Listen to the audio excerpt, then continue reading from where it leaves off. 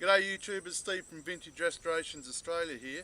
Today we're going to do a bit of an assessment of the Series 1 that we dragged home and have a look at the things that you should consider if you're looking for a restoration project car.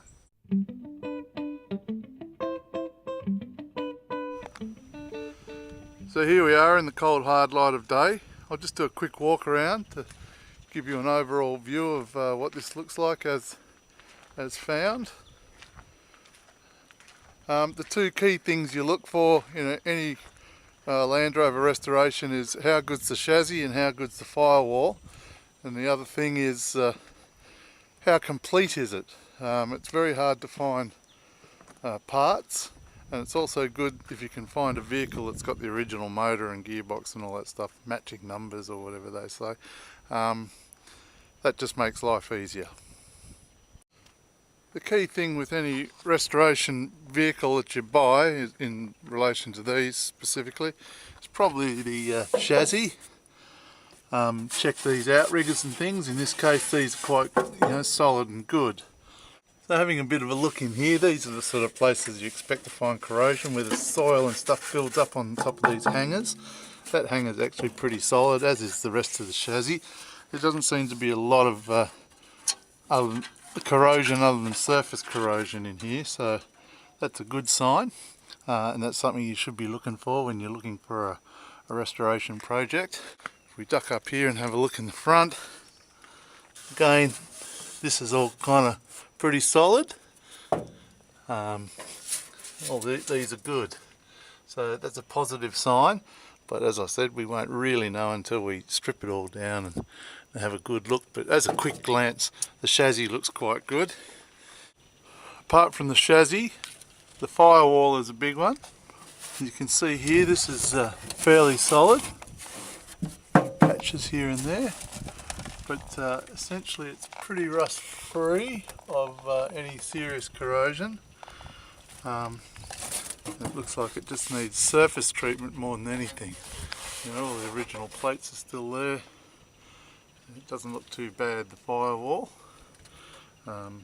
With these things, you never really know till you start pulling them to bits.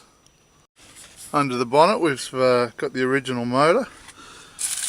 Other bits and pieces. Been rats living in there or something. That's pretty much all complete. The fan seems to be gone. And that seems to not want to turn, so she's a bit seized up.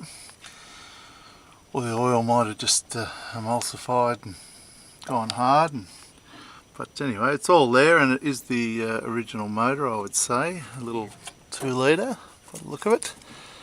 The plan of attack for this is to just give it a bit of a quick clean, get some of the compost out of the middle here. As you can see, there's a lot of organic matter in there that'll, while this is being stored until restoration, that'll hold moisture and cause corrosion products, and it just has sort of makes your job a bit harder if you've got all that muddy crap in there. These are a couple of the spares and things that we managed to get from the guy that sold this. There's a very good radiator core there, 2 doors, well, they're the same door for the same side, but 1 door top which doesn't match the doors. It's a nice little dash and a whole bunch of bits and pieces in here, some electrical stuff, distributor, bearings and seals and that kind of stuff. So they're all good. Whether or not you use them on this vehicle or use them to trade or even sell them to offset the costs of your restoration, always try and get whatever you can get, which will help you along the way.